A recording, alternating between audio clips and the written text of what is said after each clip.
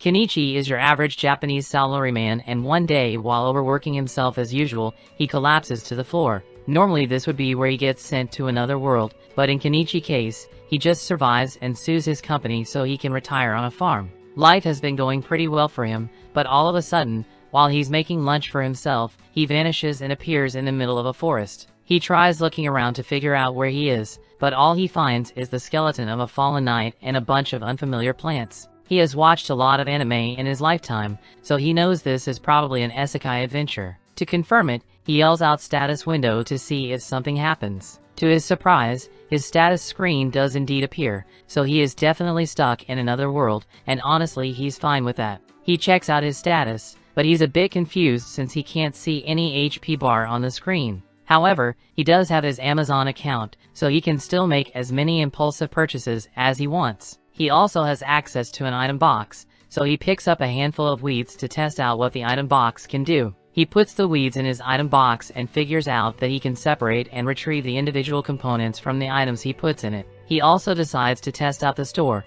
so he takes a look at it, but unfortunately he still needs money to buy things. There's a prompt that says he's allowed to trade items in his item box for money, but right now all he's got is a couple of weeds and those aren't worth much. He has literally nothing valuable to trade for money, so at this rate he's probably going to starve. But just then he notices the shiny equipment on the dead knight, and since he's dead anyway, it's not like he needs it anymore. And the first thing Kenichi does is buy some daily necessities and some bread from the store. Afterwards, he buries the knight's skeleton to pay his respects and leaves the area on the new bicycle he bought. He's searching for some kind of settlement so he can talk to some people and earn some money, but he has no idea where he is. For now, he decides to just set up camp for the night, since he's not going to find anything today. However, if he doesn't find a city, he plans to resell some of the things he buys from the store to gain a massive profit. If he does that, he should be able to survive and thrive in this world. But there's just one problem. Until now, Kenichi hadn't considered that it would be dangerous out in the middle of the woods.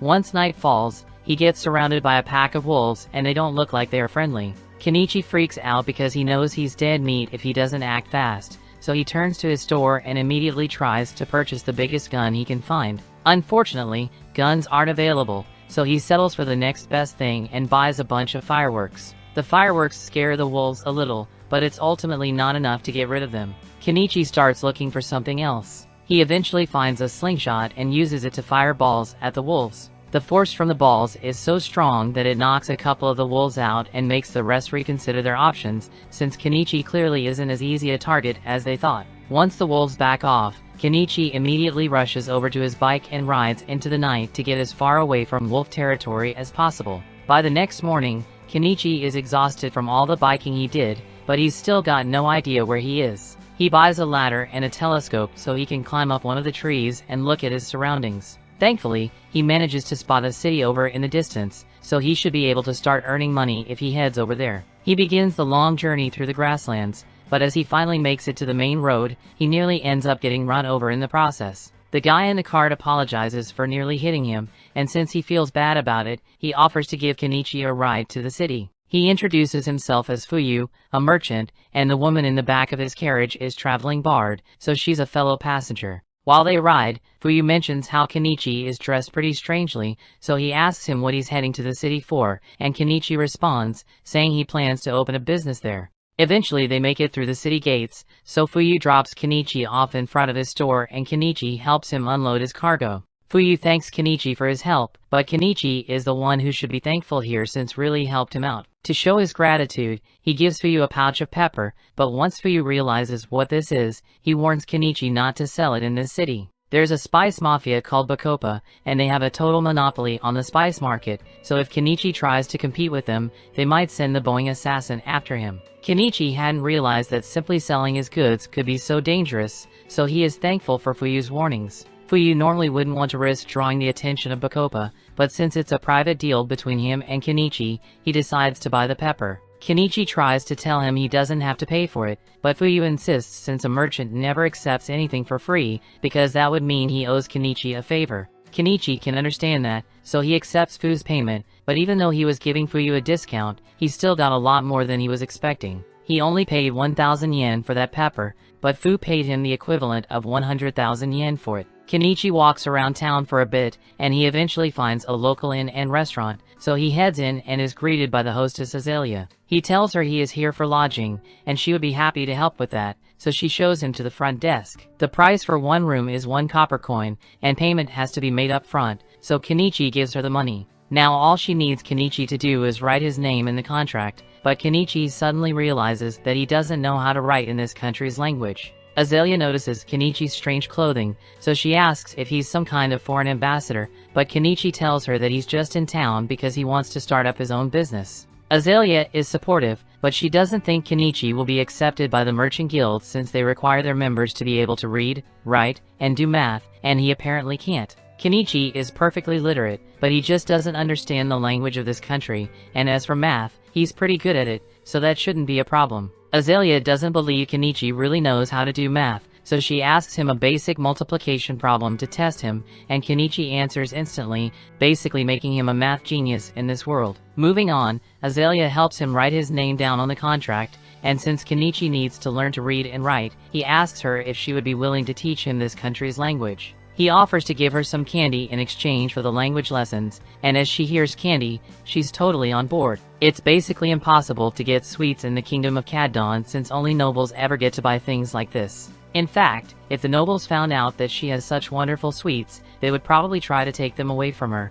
but she refuses to let that happen. After Azalea calms down from her sugar rush, she begins teaching Kenichi about this world's language, and it's pretty easy for him to understand since it's similar to the katakana of Japanese. The numbers also follow the same decimal system, so it's not long before Kenichi is able to read and write perfectly.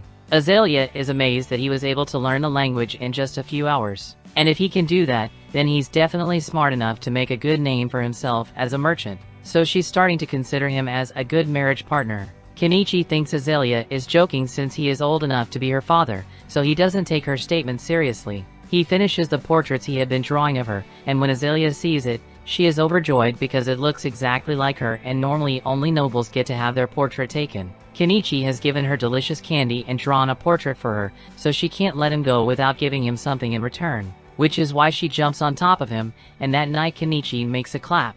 The next morning, Kenichi arrives at the Merchant Guild and meets with one of the representatives because he wants to register with them. The representative gives him some paperwork to fill out, and once he's done with that, all he has to do is pay the registration fee and he will officially be a member of the Merchant Guild. The registration fee is 1 silver, but that's like 50,000 yen, so he can't afford to pay it all at once and asks to pay in installments instead. Thankfully, the guild allows partial payments, so Kenichi is now an official member of the Merchants Guild. The receptionist hands him an ID stick and tells him to have it visible whenever he is conducting business because it serves as proof that he is part of the Merchant Guild. Now that he is registered, Kenichi decides to take a walk around the market to figure out how much things cost around here, and overall, all manufactured goods are way more expensive than they would be if he bought them from his store. The only things that are reasonably priced are foods, so while Kenichi is there, he buys a bag of fruit from a vendor. The next day, Kenichi is working on creating a stand so he can sell his goods out in town, and Azalea is impressed by how easy it was for him to make it. While Kenichi is putting on a couple of flyers, Azalea notices that he's using clothespins, and she's really interested in these since their design is really cool. The clothespins that exist in this world are made of wood and a rubber band, but they break so easily that they are practically useless. She asks Kenichi if he's selling these as well, but Kenichi hadn't even considered the fact that something as simple as cloth spins could be so valuable. Later that day, Kenichi heads out into the market for his first day as a merchant and finds a good spot next to an old lady. He asks her if she's fine with him setting up his stall here, and she has no problem with it, so Kenichi pulls his stall out of his item box. Anama is impressed by Kenichi's selection of goods, so she looks around for a bit and spots the clothespin he is selling. She really likes them, so she offers to buy a couple. And Kenichi is surprised since he didn't think she would want to support her competition. Anama points out that there's no rule saying she can't buy from him, and besides, she doesn't plan on having some sort of rivalry with him anyway. As the day goes on, Kenichi's stall begins attracting customers, so his goods are being sold fast. Specifically, the clothespins have become quite popular for their reliability, so Kenichi could probably make a living off selling those alone. However, he knows other people will eventually create similar clothespins, so he can't rely on them forever. Just then, a man comes over to Kenichi's stall, and from the fact that he has a sword on his hip and really nice clothes, Kenichi can tell that the guy must be a noble. The man says he wants to have a look at Kenichi's knife, so Kenichi lets him test it out. After the man is satisfied with the sharpness tests, he asks for the price. Kenichi tells him the knife costs 2 silver, and that's pretty expensive, but the man can understand why since this knife is excellently made. He would love to buy it, but he needs a blade that's slightly longer, so Kenichi checks his shop to see if there's anything bigger available, and eventually he manages to find a katana. The man absolutely loves the katana, but Kenichi tells him the price is 1 gold coin, and that's really expensive, so the man isn't sure if he should buy it or not. While Kenichi watches the man try to convince himself that the sword is a necessary expense, a cat girl starts sniffing his face and licks him. This is the first time Kenichi has ever seen any beast folk, so he's a little scared at first. But he soon comes down and asks them what they would like to buy. They tell them they want the cloth that he is using to cover his stall, and those originally weren't meant to be sold. But Kenichi is a businessman, so if they want the cloths, then he will sell them the cloth. He tells them 1 cloth costs 3 copper pieces, but since they want to buy 3, he will give them a discount and only charge 8 copper instead. That's a good deal for them, but the beast folk are really bad at math, so they don't understand what Kenichi said at all and assume he's trying to scam them. The nobleman tells the beast folk that Kenichi is telling them the truth, so they don't need to worry about being scammed. So they take his word for it and buy the cloths. The man also decides to buy the sword since it is incredibly well made, so by the end of the day, Kenichi made a really good profit. Meanwhile, elsewhere in the city, a maid who bought Kenichi's clothespins shows them to her master, Primula. Margaret asks Primula if they can use these in the mansion since they would make her work a lot easier, and Primula thinks that's a good idea, so she tells Margaret to go buy some more tomorrow. Better yet, she wants to sell these clothespins at her own company, since this is a gold mine of opportunity, so she runs off to ask her father for permission. That evening, Kenichi is taking a bath by the well, and he really wishes he could have a warm bath, but those haven't been invented yet, so he's going to have to make one himself. He looks through the store to see if there's anything he could use to make the hot bath, and he happens to find a barrel for sale, so he intends to fill it with water and put it over a fire so he can experience a hot bath again. And if his idea works out, then he might be able to make some profit from it. That aside, Kenichi has been benefiting a lot from his online store screen, but he has no idea how it actually works, or how the packages even get to him in the first place. To be honest, it's way too good to be true, so Kenichi worries it might steal his soul as compensation at some point, but for now there's no use worrying about it, so he decides to go to sleep. Meanwhile, out in the forest, there's a little girl named Anemone, and she's currently on the run. The story continues. We see next day, as Kenichi is setting up his store, he decides to update his inventory a little, so he puts some jewelry up for sale. These aren't valuable gems by any means, but they look pretty, so he should be able to make a decent profit off them. Just then, the maid from yesterday, Margaret, shows up and says she is here to buy some more clothespins from Kenichi. He asks her how many she wants to buy, and he's surprised to hear that she wants 100, but she has the money for it, so he finalizes the sale. While he is packing up the pins for her, Margaret notices some of the jewels he set out and asks if they are made of real diamonds. Kenichi tells her the jewels are all made from polished glass, but even so, they look really nice, so Margaret asks him to set one aside, so she can come back and buy it later. Business goes on as usual for the rest of the day, but just as Kenichi is about to close up shop for the day, the beast folk from yesterday come back to his shop. They look pretty serious, so Kenichi is worried that they might be here to beat him up. But then Miley gets up close to his face, and tells the others that she definitely smells spices coming from him.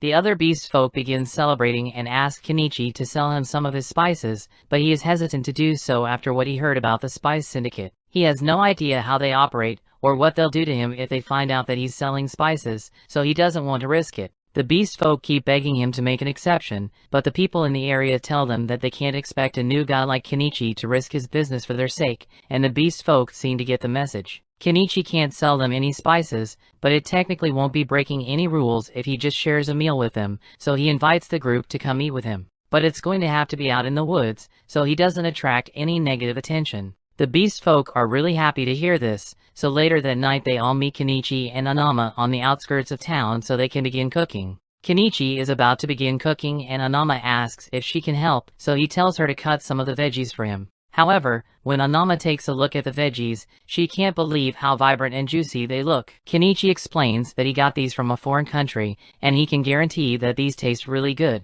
While Kenichi and Anama are working on the veggies, Miley and the other beast folk are busy in the river trying to catch some fish, and soon enough they manage to get a decent amount. Now that all the ingredients are ready, Kenichi begins prepping the fish with the spices and throws everything in a pot to cook for a while, eventually resulting in a meal that the beast folk absolutely love. They'd never tasted anything like this before, so they are really thankful for the meal, but all this good food is making them crave alcohol really bad. Anama tells them to show some restraint since alcohol is really expensive, but Kenichi sees no harm in giving them a little to drink, so he pulls out a bottle of cheap booze and pours them a couple of glasses. But in exchange, he wants them to swear that they'll never tell a soul about the meal he made for them. Anama warns Kenichi that he's being a little too generous, but he doesn't see anything wrong with letting the beast folk enjoy themselves, especially since they seem to be good people. That night, they drink together, bathe together, and eventually fall asleep under the stars, and Miley seems to really like Kenichi now. The next morning,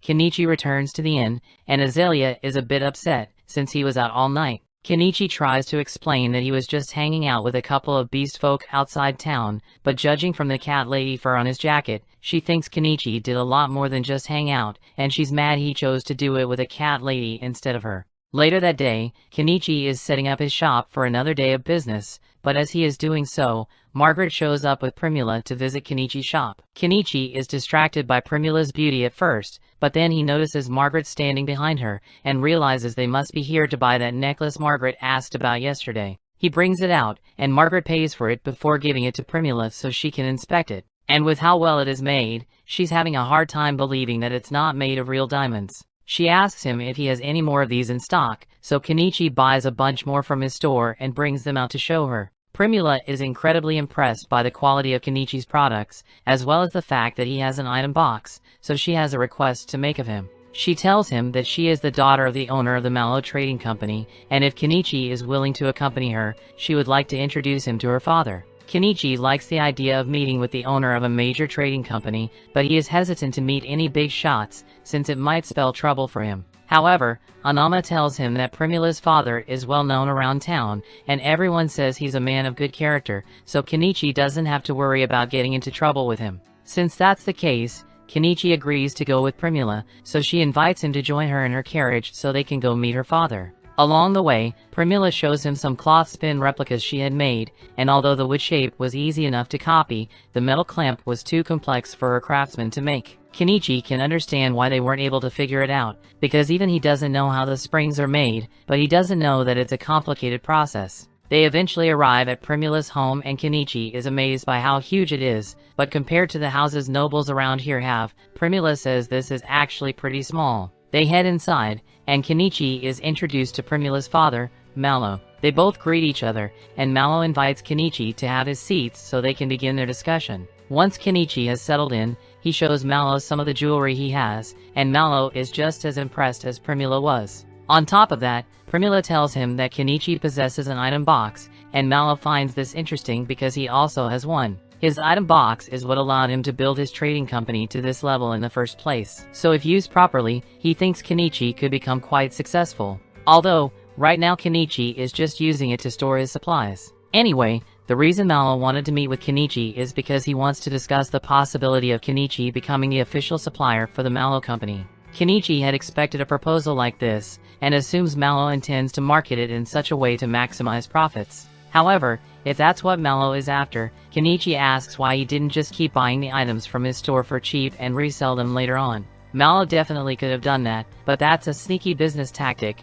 and if Kenichi ever found out they were reselling his goods without permission, he wouldn't be very happy about it. Also, having a direct conversation with Kenichi like this gives Mallow an edge over his competitors who would eventually approach him as well. With that being said, Mallows would like to begin their partnership negotiations and offers to pay Kenichi 50% of the retail price for his goods. Kenichi could have for a better deal, but he's honestly okay with this since he's already making a ridiculous amount of profit from his online store, so he accepts Mallow's offer and the two shake hands on it. He officially signs the supply contract, and the first few items he supplies Mallow with earn him over 1,000,000 yen worth of coins. However, when Primula sees all the beautiful jewels Kenichi has in stock, she falls in love with them and asks her father if she can just buy these ones from Kenichi for herself. Mallow sees no problem with that, so Primula offers to pay him 10 gold coins for them, which is equivalent to 2 million yen. So for the first time since he got here, Kenichi has an 8-figure bank balance. Since he's doing so well for himself,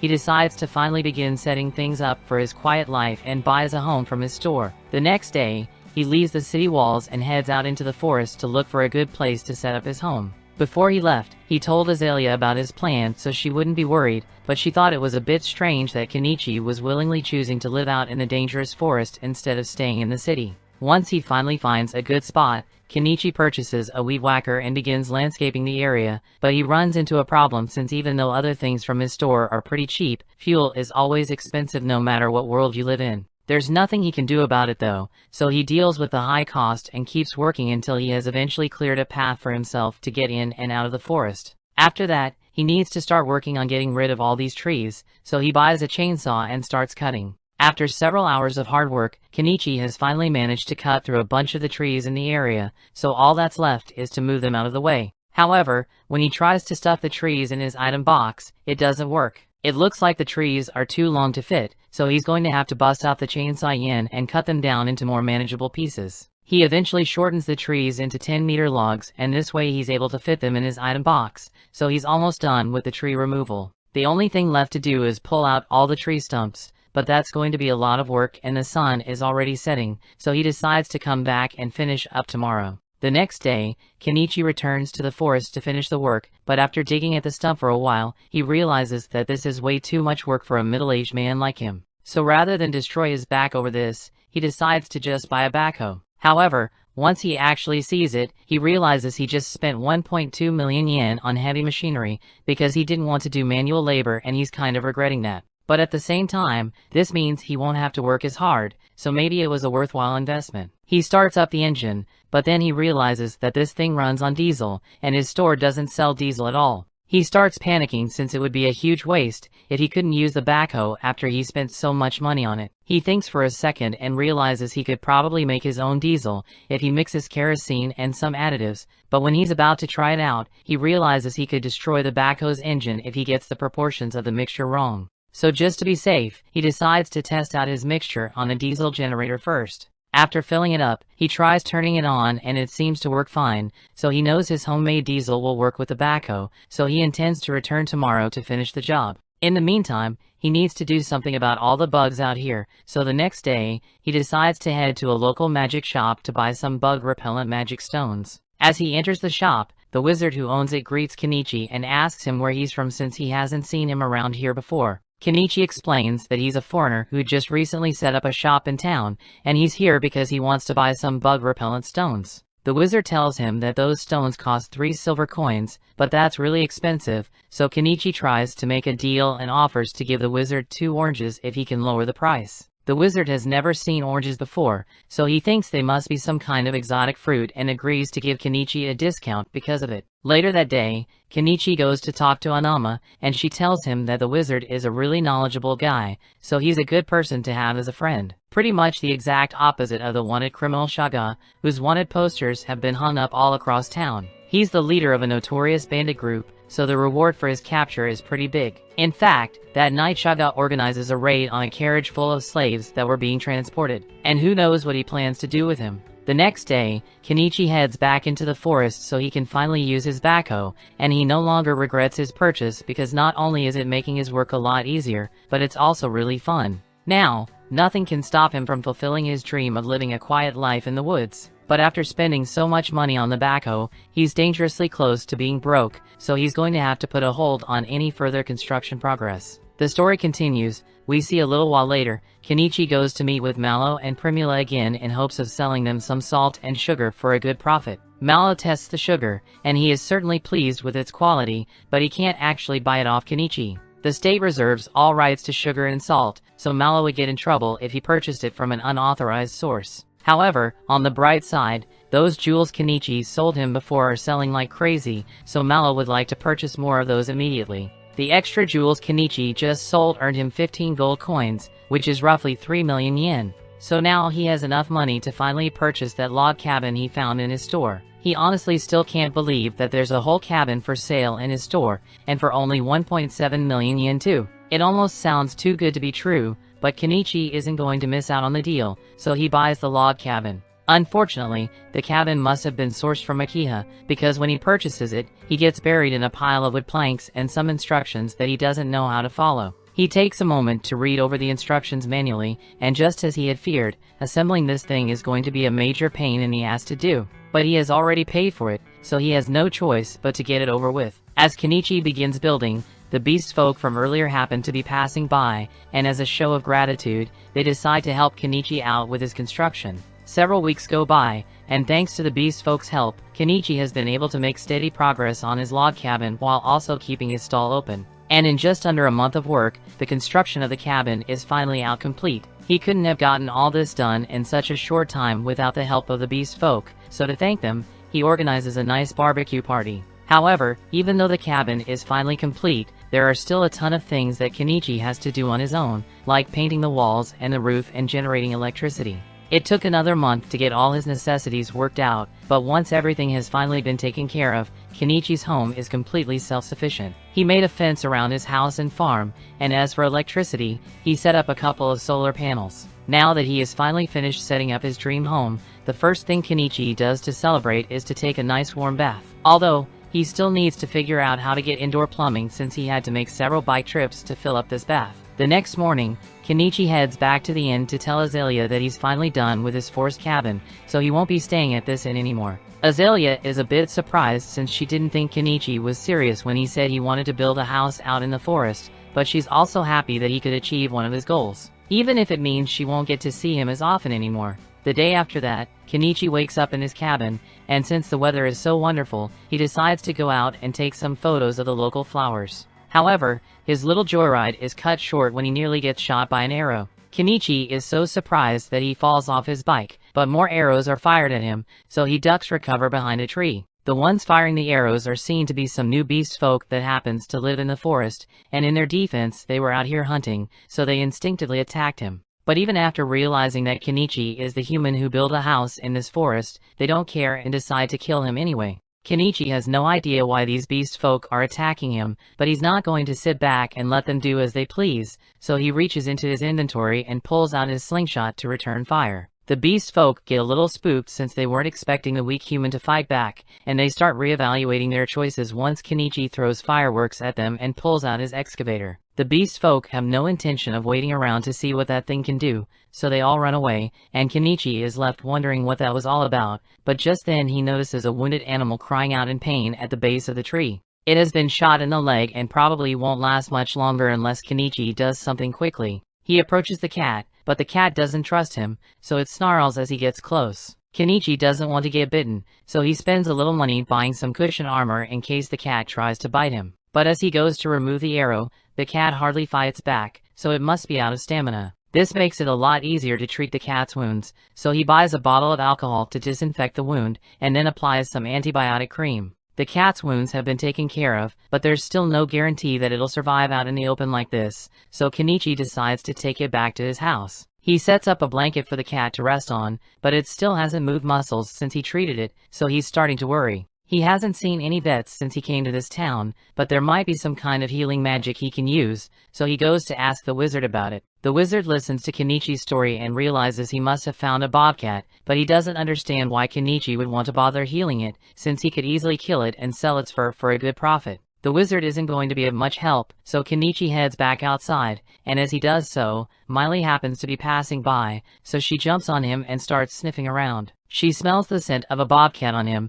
and her people see bobcats as messengers of God, so she's really excited and wants to see it for herself. She follows Kenichi back to his house, and as soon as she sees the bobcat, she can already tell that its injury was caused by the dog beast folk, so she swears to make them pay. In the meantime, the bobcat seems to be doing a bit better, but it keeps trying to lick its wound, so Kenichi is forced to stick a cone on its head. Miley is impressed by how capable Kenichi is when it comes to healthcare, so she asks him if he's a doctor, but he says he just knows a bit of first aid. Miley wants to thank Kenichi for saving the bobcat, so she goes outside and does a little quick hunting to get Kenichi some bird meat, and once she brings her catch back, Kenichi grows it for their dinner. After eating, Miley is exhausted, so she asks Kenichi to let her stay here for the night. Kenichi asks her if it's alright for her to just ditch her work and spend the night here, but she is more worried about the bobcat than she's about work right now. Kenichi agrees to let her stay the night, but he only has one bed, so Miley suggests that the two of them sleep together, and Miley ends up on top of Kenichi's later that night. Several days later, the cat seems to be doing a lot better, so Kenichi decides to start working on his farm, but even though he can buy the seedlings and tools for his farm, he still has to think about his water situation, because having to run down to the river every time he wants to water his crops would be a major pain to deal with. The first thing that comes to mind is for him to construct a well with a pump, but that'll have to be a job for tomorrow because he's too tired to do it today. He goes to bed, and the next morning he wakes up to the feeling of the bobcat jumping on his stomach. As much as that hurt, he's happy to see that the bobcat is so full of energy, so he takes off his cone and releases it back into the wild to live its life. Now back to that well matter, Kenichi decides to take a few days off from running his stall so he can get to work on it. He drills a hole in the ground and installs an electric pump so he now has access to fresh water whenever he needs it. To celebrate, he starts filling up his bath so he can take a soak, but all of a sudden he hears Primula call out to him. He's surprised to see her here, so Primula explains that he didn't open his shop today, so she got a little worried and Miley told her about his log cabin, so she decided to visit him. She's impressed that Kenichi was able to build all of this on his own, but then she notices the giant excavator next to his house, so she asks him about it. Kenichi doesn't want to have to explain how that thing works, so he just says it's his summon familiar to keep it simple. Primula totally believes him, but now she thinks Kenichi can do magic, so he asks her to keep this a secret when she gets back home. Speaking of which, at this time of day, the city gates must have been closed already, so Primula won't be able to get home anymore. Primula was already aware of that, which is why she intends to spend the night with Kenichi, and even when Kenichi warns her that he only has one bed, she still insists that it's fine. Just then, she notices the barrel behind him, so she asks what it's for and Kenichi explains that it's a hot bath, so Primula gets excited and asks to try it out. By nightfall, Kenichi has warmed up the bath, so Primula gets in, and she absolutely loves the warm feeling. But the fact that she's in the middle of the woods makes her feel a little uneasy, so she starts calling for Kenichi. Kenichi tells her he's sitting right on the other side of the wall, but Primula says she would feel better if she could see him face to face. After she's done with her bath, Kenichi gives her a bathrobe to change into, and she's in love with how warm it feels, so she asks Kenichi if he can sell it to her. Kenichi tells her it's not for sale, but she keeps pleading with him, so he ends up agreeing to sell her a couple of bathrobes. Kenichi then gives her a nightgown to change into for bed, and Primula can hardly believe the variety of wonderful products Kenichi has on hand, so she's sure he will become the greatest merchant in the kingdom if he tried. However, Kenichi isn't interested in such a goal since it would cause a lot of trouble for him if he caught the attention of the nobles in the area. All he wants is to live a quiet life and earn enough money to be comfortable, so Primula promises him that she will do whatever she can to help him maintain his quiet life. A little while later, they go to bed, but Kenichi doesn't want a repeat of what happened with Miley, so he decided to just buy a second bed for Primula for the night to avoid any funny business. Meanwhile, over in the outlaws' camp, Shada seems to have received a job from someone really important, so this could spell trouble in the future. The next morning, Kenichi takes Primula back home, and while he's there, he decides to talk with Mallow about those bathrobes Primula asked about. Mallow is intrigued by the strange fabric, so he thinks it will sell really well. And since they are on the topic, Kenichi decides to bring up the possibility of selling something a little more spicy. Primula certainly seems interested, but Mallow shuts that idea down immediately. Just then, Margaret comes into the room to bring Mallow the ledgers he had requested, and since Kenichi seems a bit curious, Mallow explains that he is in the process of rewriting all the old ledgers, because the Empire has just come up with a brilliant new system for tracking sales called double-entry bookkeeping. Kenichi has taken aback since the double-entry system was common back in Japan. This also leads him to recall something Mallow had said about the Empire's influence spreading faster thanks to the new inventions of a particular man. In fact, Mallow was just about to go test one of the latest inventions from that man, and to Kenichi's surprise, it was a pitcher pump. He already had his suspicions before this, but for someone to invent a pitcher water pump so easily would require prior knowledge of how it works, meaning there might be someone else in this world who was sent here from Japan, and Kenichi is slightly worried since he now has competition. Over the next few days, Primula would occasionally visit Kenichi and spend the night at his place, but tonight is special because she's going to be traveling for a supply run tomorrow, so she won't be able to visit for a while. She asks Kenichi if he still has that spicy nightgown because she'd like to buy it from him, so Kenichi asks if there's a guy she's trying to seduce, and Primula answers saying he's the one she's after. Kenichi doesn't know how to respond to that, but he doesn't think it's right for him to have that kind of relationship with Primula, especially since he's friends with Mallow. And there's no way Mallow would agree with Primula getting involved with an old man like him. However, Primula tells Kenichi that she already got her father's approval, so that won't be a problem. Even so, Kenichi still has way too many things going on right now, so he can't handle a relationship right now and asks Primula if she would be willing to put the relationship discussion on hold for a while. Primula understands, but she said she would like to share the same bed as Kenichi at least once before she leaves, even if it's just to sleep next to him. The next morning, Kenichi gets an unexpected visit from a knight, and it turns out to be the guy he sold a sword to last time. His name is North Pole, and he was sent out here to investigate because there have been reports of a strange old man living in the woods. But since he already knows Kenichi, he can report back that nothing sinister is going on here. But before he leaves, he tells Kenichi about some interesting news he heard recently. There's a mage in the Empire who created this wonderful condiment called mayonnaise, and he somehow defeated a dragon with it. There's no doubt in Kenichi's mind that this mysterious man must have come from Japan, and with everything he has accomplished so far, Kenichi is feeling really outclassed here. The story continues. Still, it's not like he's going to run into this guy anytime soon, so the next month goes by without issue. Kenichi is sitting at his stall one afternoon when he realizes that Primula's supply run caravan should be returning soon, so he plans to visit her later today. However, just then, he hears a massive commotion in the town square, so he gets up to go see what it's about. Apparently, a caravan was attacked by bandits, and everyone aboard the caravan was kidnapped, including Primula. Mallow is seen begging the adventurers in the streets to help rescue his daughter, but since the bandit who kidnapped her is the infamous outlaw Shaga, no one wants to risk going up against him, and it will take days before the Knight's Order can organize a rescue mission under those circumstances. Meanwhile, Primula gets locked up in a cage by Shaga and his goons. She is still unharmed for now, but that's just because Shaga plans to sell her off as some sick nobles for extra money, and her chances of escaping on her own are practically zero. Mallow knows it's only a matter of time before Primula faces a terrible fate, so he is really desperate to save her and turns to Kenichi to beg for help. Now Kenichi is in no way capable of fighting, but he cares about Primula a lot, so he ends up agreeing to do something about the situation. However, he doesn't have enough funds on hand to pull it off, so he tells Mallow he's going to need some money to make his preparation. Without hesitation, Mallow hands over a bag of gold coins, as he is willing to give Kenichi every coin he owns as long as he can bring Primula back safe and sound. He tells Kenichi that Shaga's base of operations is in the ruins 50 kilometers west of Dahlia, and that's quite the distance, so Kenichi is going to have to get himself a ride. He looks through the cars available in his store and ultimately decides to buy a truck, but before he does, he warns everyone that he's about to use summoning magic, so they should all back away. He then does this silly little chant to trick everyone into thinking this is actually summoning magic, and once his truck appears, he climbs on top and asks if there's anyone willing to come fight with him. Shaga has a massive bounty on his head, so if they manage to take him down, there's going to be a huge reward for everyone involved. However, as enticing as that sounds, no one takes Kenichi up on his offer since Shaga is too much of a threat.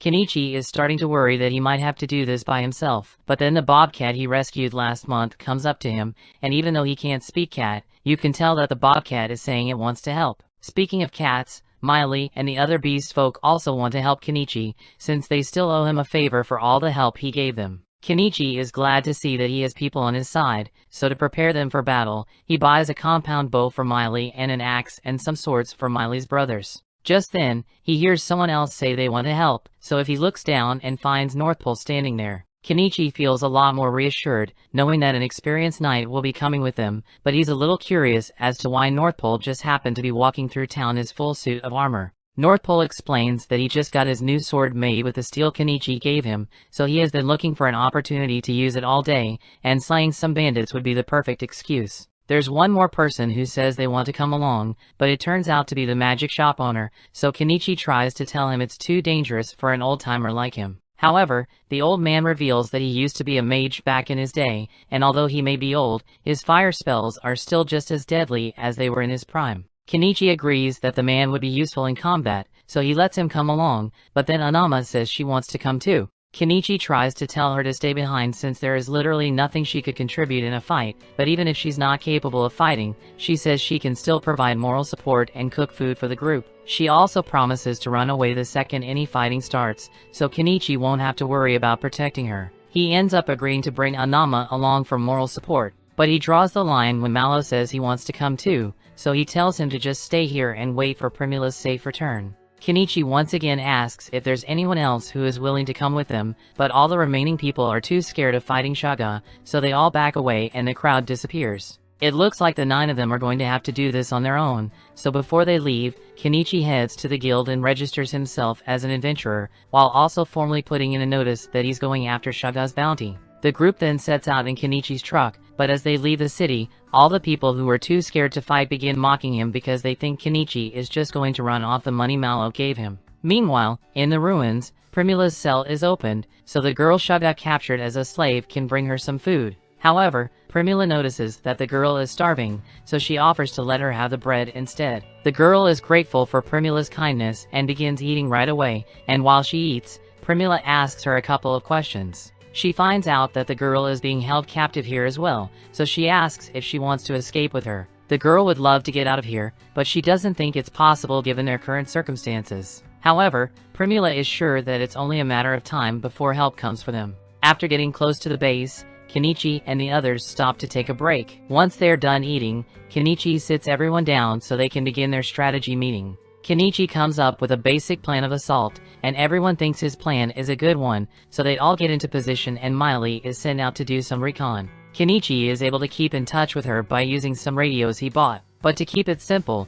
when Miley asks about the radio, he just tells her it's a magic device that allows them to talk over long distances. Now that Miley is in position to act as their scout, Kenichi and the others all climb into the truck so they can get going, and Anama is left behind for her own safety. Since there's no guarantee that they'll be able to win, Kenichi asks Anama to go contact the Adventurers Guild if they don't return within a day's time. Late into the night, Kenichi asks Miley for a status update on the bandits, and from what she can see, it looks like the bandits are having a party. In fact, most of the bandits are actually drunk right now, so this is the perfect chance for them to attack. Before they go in, one of the beast folk gets Kenichi's attention hands and a walnut. Kenichi asks what this is supposed to be, so the beast man explains that it's a pill to help take Kenichi's mind off the fact that he's going to have to kill people. Apparently that was good enough for Kenichi, so he takes a bite of the pill, and he is instantly sent on the most intense trip of his life. Kenichi hardly knows what's going on anymore, but he remembers he has a mission to do, so he gets behind the wheel and starts driving like a maniac through the forest. Over in the bandits' camp, all the bandits are still busy having a good time. All of a sudden, as 2 of them spot the truck approaching, they are shot in the head by Miley. Next up, they have to get through the castle gate, so the old man climbs on top of the truck's roof and casts an explosion spell to blow a hole straight through. By this point, the entire bandit camp has been put on high alert, but it's already too late as Kenichi and the others have made it inside. Since the bandits were drinking so much before this, they are all drunk and have no armor on, so Miley and her brothers are able to make quick work of the first few that get within striking range. North Pole then gets out of the truck and he's really excited to stain his new sword with the blood of his enemies. Kenichi is so impressed by North Pole's strength that he gets distracted and a bandit tries to use the opportunity to stab him in the back. But luckily, the Bobcat steps in to save him just in time. More bandits begin emerging from the ruins, so Kenichi decides to pull out the big guns and summons his backhoe to squish them. The beast folk keep doing their best to take out as many bandits as possible, and North Pole is over here flexing his superiority over the bandits. While Kenichi is tormenting the bandits with his backhoe, he accidentally tears a hole in one of the walls and finds a ton of the bandits' prisoners inside. He checks to see if Primula is in there with them, but to his horror, it looks like Shaga had anticipated their rescue mission because he is holding Primula hostage at the top of the tower. Primula is relieved that Kenichi actually came to rescue her, but Shaga is mortified because all his men have been wiped out. He assumed that a party would be sent to rescue Primula eventually, but he never could have imagined that they would be this strong. However, even with the current situation, Shaga still thinks he has the upper hand, so he demands that Kenichi and the other all drop their weapons immediately if they don't want him to stab her right here. They all freeze in place since they don't want Primula to get hurt, but Kenichi has no intention of letting Shaga escape. So while Shaga isn't looking, he buys a laser pointer and tells Miley to fire a shot at Shaga when he gives the signal. Miley gets the message, so Kenichi moves the laser pointer up to Shaga's eye to blind him, and the second he lets go of Primula due to the pain, Miley fires a shot straight into Shaga's shoulder. Kenichi runs up the stairs to get Primula to safety, but Shaga has regained his vision and is getting ready to attack the two of them. Luckily, before he could do anything, the slave girl uses some kind of magic to knock him down the stairs, and once he hits the ground, he is perfectly lined up for Miley to give him a headshot. With that, the group is victorious and Primula is finally safe. So the first thing they do is send Nyanji back to tell Anama of the good news. Next, Kenichi stores his vehicles away and buys some clothes for all the prisoners they rescued, and while they are all cleaning themselves up, he notices the little girl and asks Primula to wash her. And while she's at it, he gives her a pair of scissors to cut her hair. Primula takes one look at the scissors and immediately asks Kenichi if he can sell her some more of these, since it would be a really popular item. But then the other women remind her that she's naked, so she backs away in embarrassment. After everyone gets stressed, Kenichi goes to talk to the little girl and introduces himself to her. She tells him that her name is Anemone, and she has an important letter to hand over. It's a letter docs saying the noble who was funding all of Shaga's kidnappings, and North Pole promises to make sure said noble faces punishment for his crimes. With that, this incident is officially over and it looks like they'll be able to make it back to Dahlia safely. But first, everyone is really tired, so they all live asleep for the night. The story continues. We see in the morning, Kenichi drives everyone back to town, and the people in town are eagerly waiting to see if Kenichi managed to succeed after all. As his truck pulls up to town square, Primula gets out and runs into her father's arms because she's glad to see him again. But while they are having their reunion, Mallow notices that the dress Primula is wearing is of really good quality, so she proudly tells him that Kenichi is the one who gave it to her, and they both have the same idea. Speaking of Kenichi, Mallow still hasn't properly thanked him, so he goes up to Kenichi and tells him he is truly grateful for his help getting Primula back. While he's here, Mallow also asks Kenichi if he managed to recover all the goods from Shaga and his crew, so Kenichi tells Mallow that he put all the loot in his item box. But the loot here isn't what you're expecting, as what Kenichi has in his item box is a bunch of severed heads. Back in the ruins, before Kenichi and the others returned to town, the beast folk told him that he would need to take the heads off all the bandits. Shaga and his crew are pretty infamous, so there's a massive bounty on their heads. But to claim it, Kenichi is going to have to present Shaga's head as proof that he's dead. But all those heads will start smelling pretty bad soon, so it would be much better if Kenichi could store them in his item box. This is definitely one of the more disturbing things Kenichi has had to do, but he has no choice, so he starts loading the heads into his item box. While he's at it, he also collects all the stuff the bandits had stolen, including a bag full of 100 gold coins and a bunch of valuable items. He also ended up bringing all the women that were held prisoner by Shaga, but he's not sure what to do with them. Before they came back to Dahlia, he asked them if they wanted him to take them back to their villages, and some of them say they want to be taken home. But for others, when they were captured, Shaga broke their homes and killed all their family, so they don't really have a home to return to anymore. Kenichi understood their situation, so he invited all of them to come back to Dahlia with him, since they have a better chance at restarting their lives there, and the ladies all seemed thrilled by the idea. Kenichi then turned to Anemone and asked her if she knows her hometown. She tells him that her village is called Orup, but that's quite far from here, like 800 kilometers kind of far, so it'd be a long journey to take her back, but Kenichi is willing to make it happen if she wants to go home. However, Anemone has no intention of returning to that village because she was sold into slavery by her own people. In that case, Kenichi asks her if she would like to come with him to Dahlia, and Anemone excitedly agrees. Kenichi then spends a while driving the women to their various destinations, and once that's done, he heads to the guild with the others to claim the bounty. The guild receptionist freaks out upon seeing a separate head placed in front of her, but there are 50 more where that came from, so Kenichi begins pulling them out of his storage. The guild staff have a lot of work ahead of them because they need to inspect each and every head, and while they do that, Kenichi stands off to the side to take a break. The wizard comes up to Kenichi and tells him that with his strange summoning magic and incredibly large item box, if the nobles ever find out about him, then his life is going to get really troublesome, but that's just even more reason for Kenichi to try and keep a low profile. Speaking of nobles, Norspol walks up to Kenichi and tells him he's going to go meet with the local Lord Asclepius to inform him of the corrupt nobles that were secretly backing Shaga's crime operation, so he's going to be leaving now. Later that night, the guild finally finishes tallying up the reward. It came out to 861 gold coins total, so Kenichi wanted to split it evenly among everyone. However, Anama tells him she doesn't deserve a share since she didn't do anything during the mission. Her life was never in danger, so she doesn't think it would be right for her to get a reward. However, she was hoping Kenichi would do her a small favor. She wants him to let her take care of Anemone as her own because she reminds her of her daughter. Kenichi has no objections to her request since he is sure Anama will take good care of Anemone,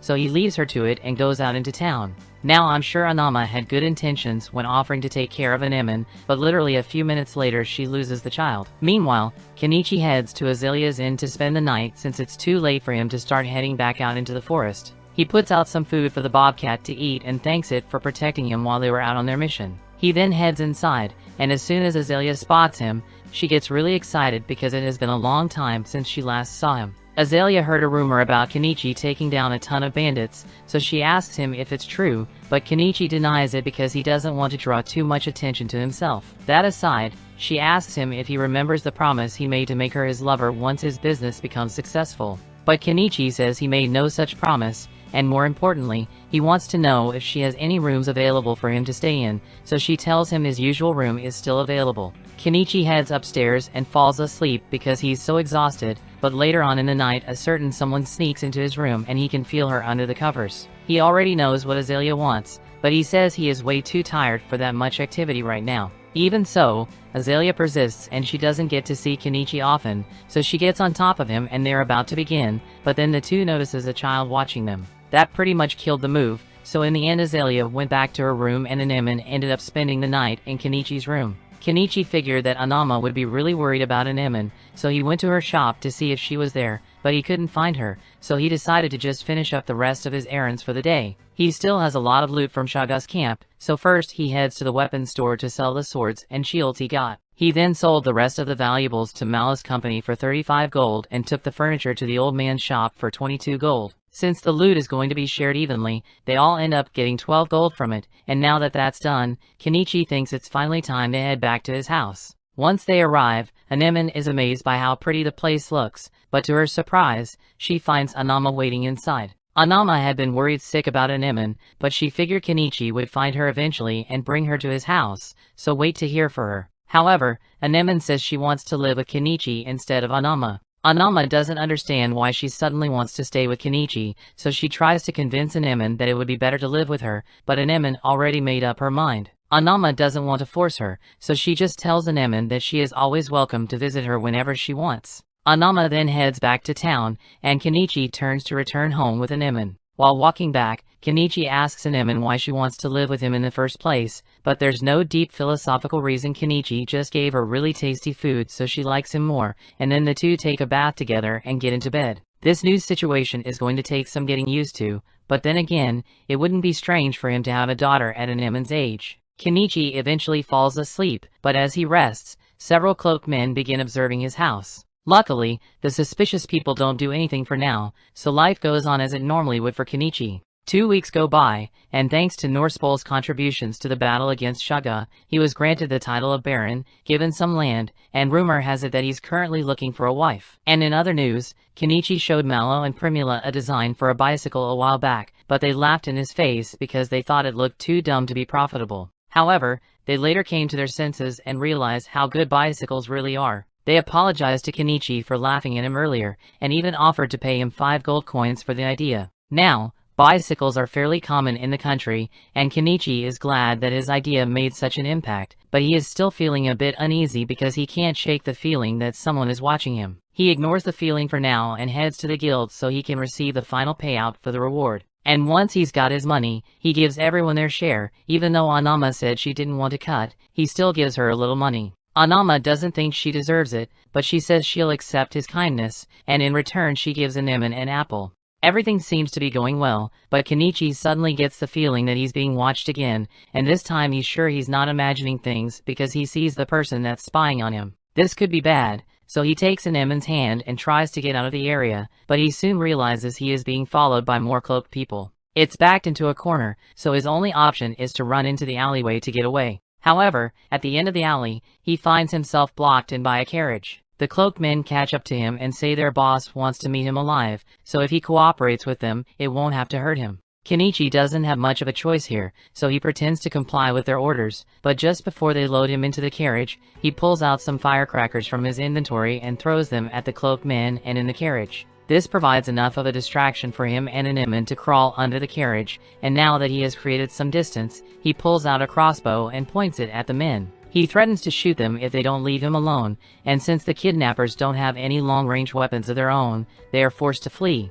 Kenichi is relieved that he managed to get away, and a few moments later Malo shows up in his carriage because he heard the commotion. He offers to give Kenichi and Anemone a ride, and while riding together, Kenichi tells him all about what happened. He believes this must have been the work of a noble that is part of the anti-monarchy faction, and he suggests that Kenichi go to meet with the local Lord Asclepius so he can get some protection. Kenichi agrees that it may be a good idea, but he doesn't want to risk it since Asclepius might ask him to start paying taxes, and he hates taxes, so he decides it might be better to just leave the city altogether. After returning home, Malo tells Primula about Kenichi's decision to leave town, and Primula is upset because they haven't even gotten to properly thank Kenichi for everything he did for them. The bicycles were such a popular item that the local lord granted them a family name because of it, and as such they owe Kenichi a great debt, so they can't let him leave until that debt has been repaid. That is why Primula has decided that she will leave town with him and spend as much time with Kenichi as possible. She already tried to gain his affection once before,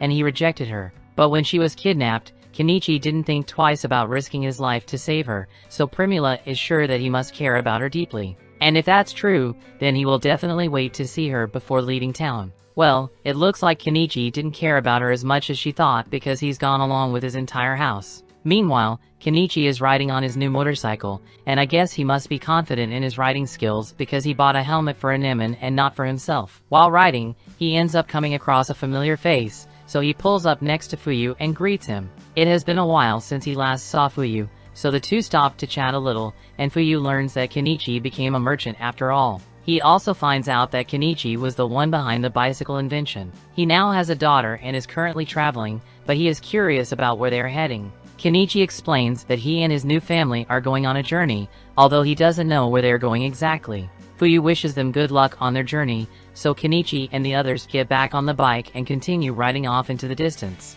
The story continues. We see Kenichi and Anemone have been traveling for a long time at this point, so they are roughly 100 kilometers away from Dahlia, but they are only 6 kilometers away from the next town, Astrantia. In the meantime, he's been camping out with Anemone and making all sorts of tasty meals, so this is pretty close to the slow life he has always wanted. However, since he has Anemone with him for her sake, he wants to find a place to settle down soon. To help him locate the next town, Kenichi buys a drone and flies it into the air to scout out the area. He finds out that this river leads down to a lake, and Astrantia must be on the other side, so he takes Anemone and the bobcat and starts riding downstream. They eventually arrive at this spot with a really nice view of the lake, so Kenichi lets Anemone and the bobcat play in the water a little, and since this area looks so good, he decides to set up his new house here. After clearing out a bunch of the vegetation, Kenichi pulls his house out of his item box. While he's setting things up, he realizes that he never gave the bobcat a name, so he spends a few minutes thinking about what he should call it,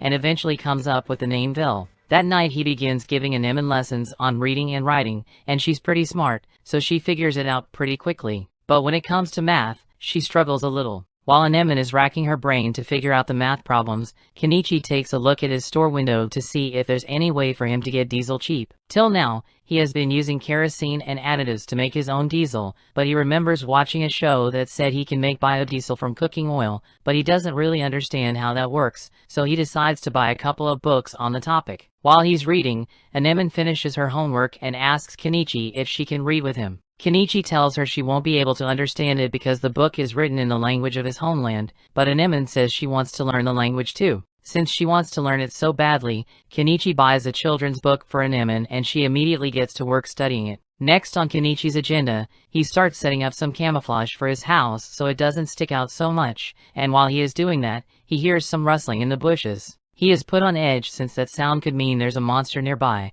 so he loads his crossbow and prepares to attack anything that comes after him. But to his surprise, the source of the noise turns out to be Miley. She was devastated when Kenichi disappeared without telling her, so she worked hard to track his scent and followed him all the way here. And now that she's here, she has nowhere else to go, so she says she will be living with Kenichi from now on. Kenichi doesn't really mind, and Anemone seems to get along great with Miley, so it is agreed that Miley will live with them. And while having dinner, Kenichi asks her if any interesting things have happened since he left Dahlia. Miley doesn't think much has happened, but she does recall hearing that Norsepol proposed to Primula, so they are going to get married soon. Kenichi is glad that Primula managed to move on and get engaged to a nice guy like Norsepol, but he can't attend the wedding since he's so far away now. Later that night, he gets in the bath with Anemone as usual, while Miley washes herself beside them, and once everyone has dried off, they head back inside. Anemone shows Miley the Japanese book Kenichi gave to her, and she really likes it because even though she can't read the words,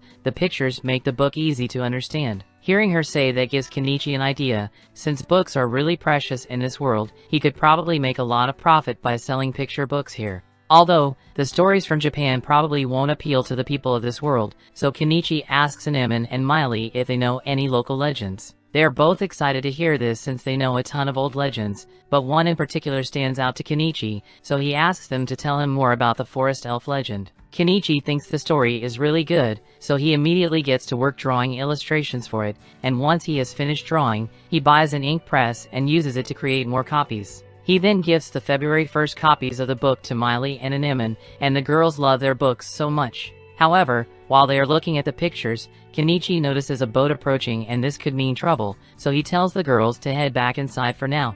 As the boat approaches the shore, Kenichi points his crossbow at the man aboard and demands to know why they are here. The man tells Kenichi to calm down because he's not here to cause any trouble. He's from the village of Sentanka, and after seeing that someone moved in on the other side of the lake, they decided to come take a closer look to make sure that there weren't any bandits here. This gets Kenichi to calm down a little, so he lowers his crossbow and explains that he's a merchant that just moved in. Just then, Vel comes over to Kenichi and the beast folk is shocked since bobcats normally never get attached to people, so for Kenichi to have befriended one means he must be a good guy. Crouton decides to take the beast man's word for it, so he introduces himself to Kenichi and the beast man does the same. Kenichi decides to show Crouton and Nyanyas around his house to prove that he isn't doing anything dangerous and everything looks pretty normal, so Crouton apologizes for the intrusion and then prepares to leave. But before he does, he notices the books Kenichi made on the table, and asks if Kenichi would let him buy one for his daughter and Kenichi agrees. Once Crouton and Nyanyas are gone, Kenichi and the girls have lunch together and afterwards, Anemone spends some time reading in the house while Kenichi is out in the forest looking through the bushes for some medicinal herbs. But then Miley comes up to him, and since Anemone is occupied at the moment, she was hoping to have some alone time with Kenichi, and Kenichi can't bring himself to refuse, so stuff happens again. A little while later, Kenichi gets to work on his latest project, and you might as well call him Walter,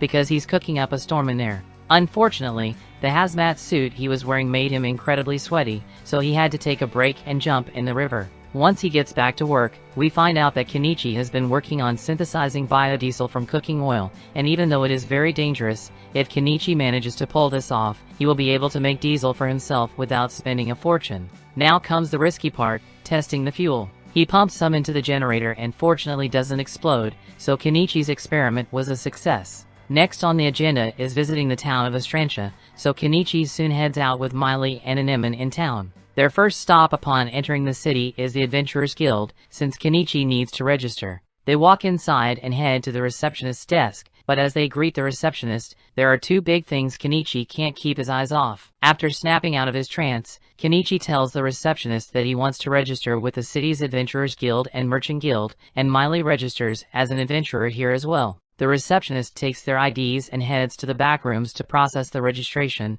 but when she comes back, she's a bit flustered because she just saw Kenichi's file and realizes that he's the one who defeated Shaga. Kenichi tells her to stop yelling because he's trying to keep a low profile. The receptionist quickly understands, so she tells him his registration is complete and he can go on with his day as usual. After leaving the guild, they all sit down in town square to have a meal. But since spices in this country are still controlled by the Spice Syndicate, all the food here is his tasteless prison slop. Anemone and Miley clearly aren't enjoying their food, so Kenichi gives them a little bit of his spice blend to add a little flavor. Just then, Kenichi notices a couple of thugs with JoJo hair prowling around, and it definitely looks like they are up to no good. But if it doesn't involve Kenichi, then he's going to mind his own business. At the same time, he notices Crouton and a little girl walk into an alleyway, and something is clearly going on, but again, it's not Kenichi's problem. He carries on with his sightseeing and comes across an old magic shop that looks interesting, so he heads inside. But he finds an old lady running the shop,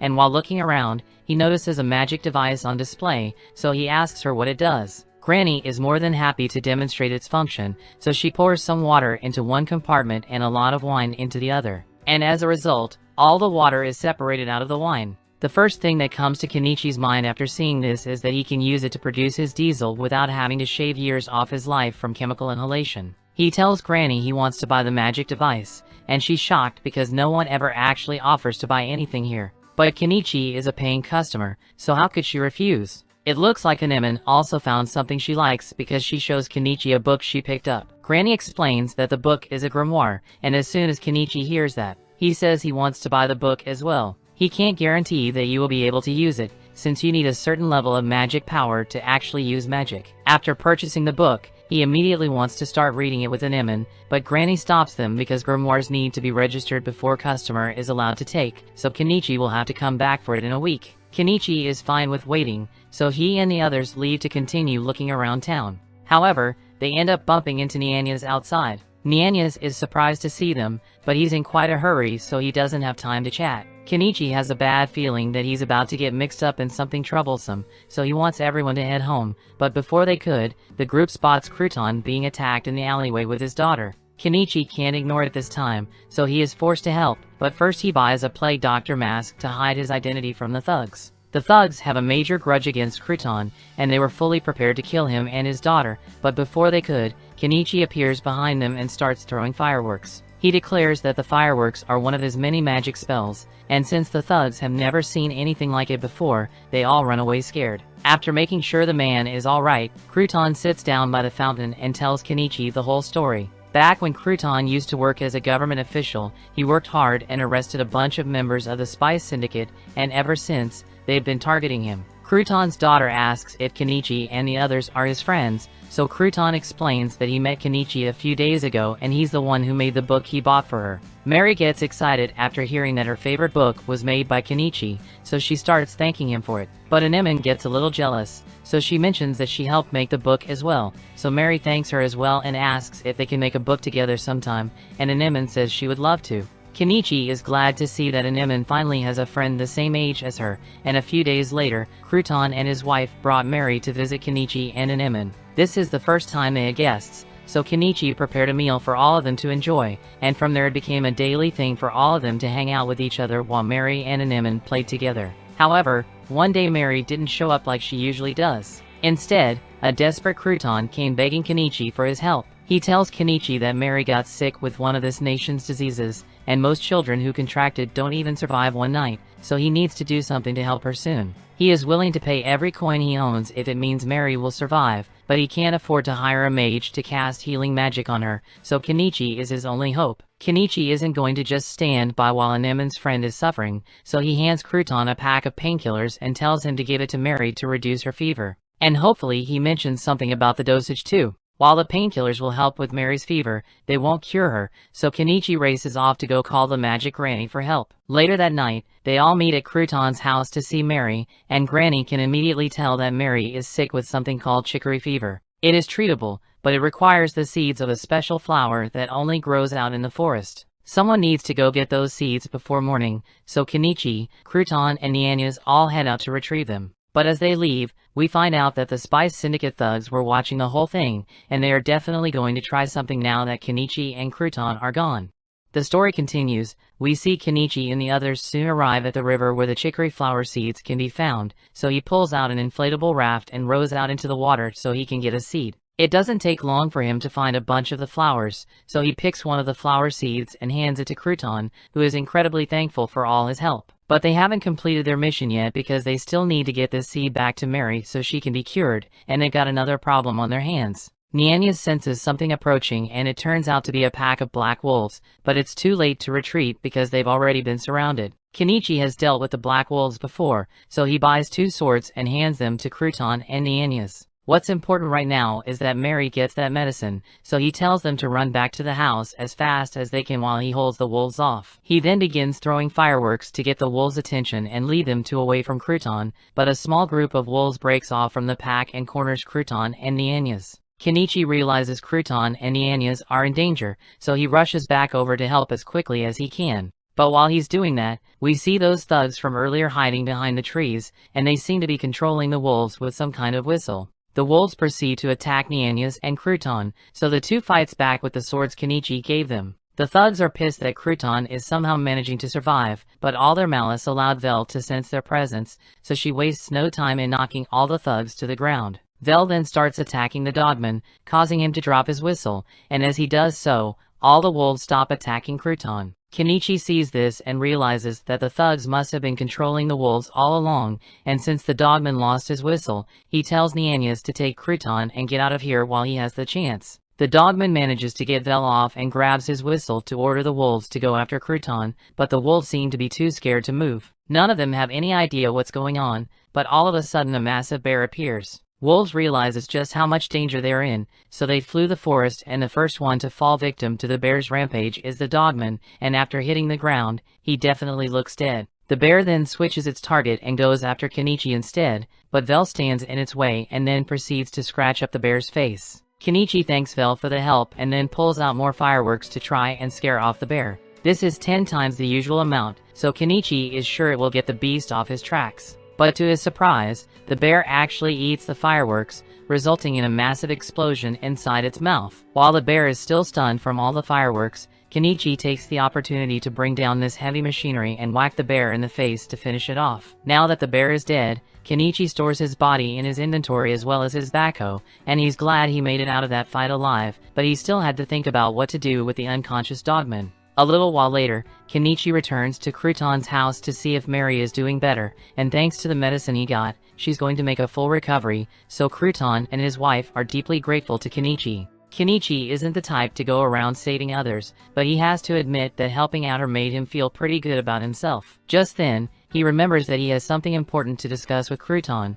so he asks to speak with him privately for a minute. The two of them head outside, and Kenichi tells Crouton that he managed to make a deal with the dogman in the woods. He bandaged the dogman up so he wouldn't die of his wounds, and in exchange, he had the dogman promise that he would never harm Crouton or his family again. The dogman agreed to the terms, although he has no control over what the rest of the thugs do, since there are a lot of them who hold major grudges against Crouton, so they will surely continue coming after him, although it might be a different story if Crouton were to leave this town. Kenichi tells Crouton that it might be a good idea to leave this town since it would ensure that no one comes after him or his family again. Crouton admits that leaving would be the best option, but he literally has nowhere to go, and he can't go to Dahlia since the Spice Syndicate operates over there as well. Kenichi thinks about it for a minute and comes up with a good solution to Crouton's dilemma. Kenichi happens to know a knight named Norspol, who just became a baron, and as such he is currently recruiting people to live on his lands. So if Kenichi writes a letter to Norspol telling him all about how great Crouton is, then he would be sure to let Crouton move in. The next day, Kenichi finally returns home and tells the others what happened while he was gone, but Miley is upset because he went on such an amazing adventure without telling her. Kenichi says there was no time to come get Miley, plus he needed someone to look after Anemone while he was gone, so there's no way Miley could have gone with him. A few days later, Crouton and his family finally decide to move away for their safety, so Crouton heads to Norspol's territory first to set things up, while Mary and her mother wait behind because Mary still hasn't fully recovered yet. While Kenichi and Miley are taking a walk outside, Miley catches the scent of blood, and that's when she notices a dogman behind a tree. Kenichi recognizes him as the same one from a few days ago, so he asks him what he's doing here, and the dogman simply states that he made a promise not to harm Crouton, so he was just tying up some loose ends to make sure no other thugs go after him. After all, dogmen always keep their promises. However, after his murderous binge, the dogman can't exactly stay in this city anymore, so he's going to be leaving as well. Later that day, Kenichi heads into town to sell the bear he killed at the guild. The man in charge of dissection is amazed that Kenichi was able to defeat a tusk bear on his own, but Kenichi says he just got lucky. Anyway, he would like to keep the meat and the magic stone on the bear to himself, and he wants to sell the rest to the guild. The man says he understands, but with how big the bear is, it's going to take him a long time to finish dissecting it, so he asks Kenichi to come back in the evening. Kenichi is fine with waiting a little, and since it's still only midday, he decides to head home and finish up one of his projects. But as he walks past a shop, there's a familiar face inside, and it seems like she's looking for someone important to her. Back at Kenichi's house, he finally gets around to using that artifact he bought to make his biodiesel, and after a lot of chemistry that would probably blow your house up if you tried it, Kenichi is finally able to create what he believes to be pure diesel for his engines. Now the only way to know for sure if it worked is to test out his generator, and when he turns it on, the generator doesn't explode, so his experiment was a success. With this method, he was able to make a liter of diesel for only 300 yen, as opposed to the 3,000 yen per liter he was spending before this, so that artifact was a great purchase. Now that that's done, Kenichi leaves out some food for Miley and Anemone because he is heading back into town to pick up a few things. First, he heads to the old woman's shop to see if his grimoire is finally ready, and thankfully she's done with all the registration procedures so Kenichi can have his grimoire. Kenichi takes a look at the book and he's surprised to see that it has a magic stone embedded in it, so the woman explains that the incantation recorded in the grimoire is linked to that magic stone, so without it, the spell won't activate. Kenichi doesn't really understand what she means, but he plans to figure out the whole magic thing later anyway. Next on his agenda, he heads to the Adventurers Guild to pick up his items, and when he arrives, everything is already packed up and ready to go, so he puts it in his storage. He then heads to the front desk to collect his payment for the parts he sold to the guild, but Kenichi could hardly focus on the money with those two melons dangling in front of him. He finally snaps out of it and collects his money before leaving the guild, but as he is walking down the street, he hits a strange feeling like someone is watching him. It turns out that Kenichi's feeling was spot on, because he was being watched by someone and it turns out to be Primula. He is shocked to see her and asks what she's doing all the way out here, but Primula asks him how he could have been so cruel as to leave without her. Kenichi tries to explain that the only reason he left Dahlia was because of the nobles trying to capture him, but Primula still thinks Kenichi should have at least said goodbye to her. Kenichi can tell that this outburst is causing quite a scene, so he asks Primula if they can continue this discussion somewhere more private. Primula takes him to the hotel she's staying at and begins yelling at Kenichi again for leaving without giving her a chance to repay him for all the things he has done for her. Kenichi doesn't really think he did that much, but Primula reminds him that he saved her life, so she owes him a huge debt of gratitude. Kenichi is starting to get a little uncomfortable, so he changes topics and mentions how he heard rumors about Primula getting married to Norspol. However, while there were certainly discussions about it, Primula ultimately turned down the engagement, but that's beside the point. Primula says she's not going home unless Kenichi agrees to go with her, but Kenichi has no intentions of leaving, so Primula says she will just stay here with him then. Kenichi can tell that she's not bluffing, so he doesn't have many options here, but still, he's surprised that she managed to find out that he was living in this city. Primula explains that after Kenichi left, she spent every day stalking the guild registry to see if Kenichi's name would pop up somewhere in another city. And sure enough, she found his name one day on an updated registry, so she immediately got on a carriage and headed straight here. And now that she has found him again, she gets straight to the point and asks Kenichi to give her the most devious backshots known to man tonight. Kenichi is taken aback, but he sees how serious Primula is, so he agrees and the two of them head up to her room. As soon as they get up to the room, Primula begins taking off all of her clothes because she can't wait any longer, and you know what happened from there. The next morning, Kenichi returns to his house with Primula, and at first Anemone and Miley were really excited to see him, but that excitement quickly faded when they saw Primula, and Primula gets upset because she thinks Kenichi left her behind but chose to bring Miley with him. Kenichi tells her that he didn't choose to bring Miley just tracked him down on her own.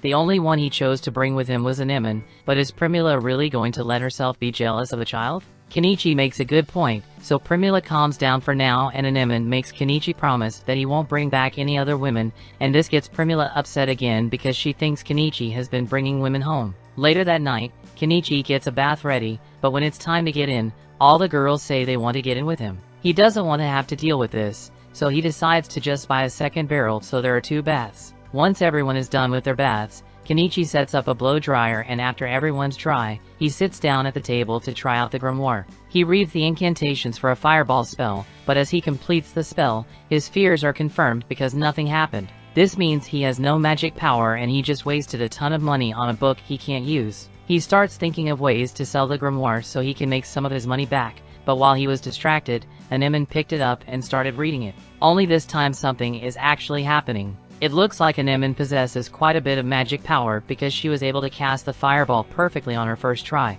Too bad they're in a log cabin though. The story continues. We see Kenichi panics and immediately buys several fire extinguishers to put out the fire, and once that's done, he goes to check on Anemone. She starts apologizing for causing so much trouble, but Kenichi isn't worried about his scorched cabin. He's much more amazed that Anemone was able to use magic. But all of a sudden, Anemone passes out, so everyone gets worried. They carry her into bed, and thankfully, by the next morning, her fever had begun to settle down, so Kenichi gives her a can of peaches to help raise her blood sugar. Everyone else has some peaches as well, and Primula is surprised by how much sugar there is in this, since nobles have a complete monopoly on sugar in the country. Anemone was fine after a little bed rest, so a few days later, when Mary had finally recovered fully from the chicory fever, Kenichi invited her over for a barbecue. He still has a lot of wild boar meat on hand, so he figured this would be a good way to get rid of it, and sharing a hunt with close friends is the exact kind of quiet life activity he has been hoping for. Kenichi is proud that his cooking skills are appreciated, so he decides to blow everyone's mind with a new bear curry recipe he came up with. As they all try the soup, they are astonished because bear meat is usually tough and stinky, but this dish makes it unbelievably good.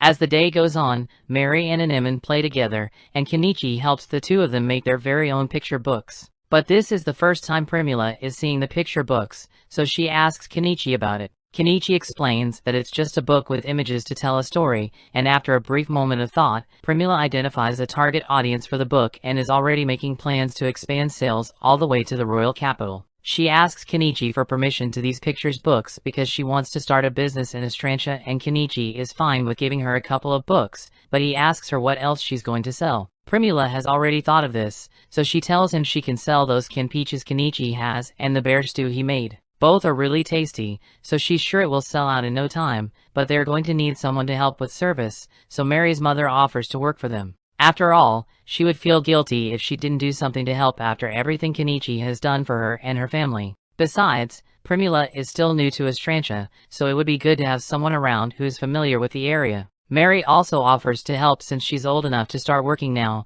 and since everyone is going to be working at the new stall, Anemone doesn't want to be left out, so she says she'll work there too. The next day, Primula wants to get to work right away, so Kenichi takes her to the city gate and buys a food cart for her to use. As the day goes on, the food cart starts to pick up steam as customers begin filing in from all over the place. Unfortunately, with all the attention they were getting, they also ended up attracting a couple of scammers who put a bug in their bowl and then accused Primula of serving them bug-infested food. While all that was going on, Kenichi is busy doing some land surveying with his drone, and from the looks of it, the forest on top of that hill is completely untouched, so he is sure he will find a lot of medicinal herbs and forest veggies, but he wasn't expecting to find a ton of gemstones embedded in the rock. He's never seen gems of this color before, so he's not sure what they are, but he's convinced that they have to be valuable, so it looks like he's going to become a miner soon. But that will have to be a project for another day because he needs to head back into town to pick Primula and the others up. Kenichi rides into town on his bike and finds them waiting with all their stuff packed up. Primula excitedly tells him that they managed to sell out entirely on their first day,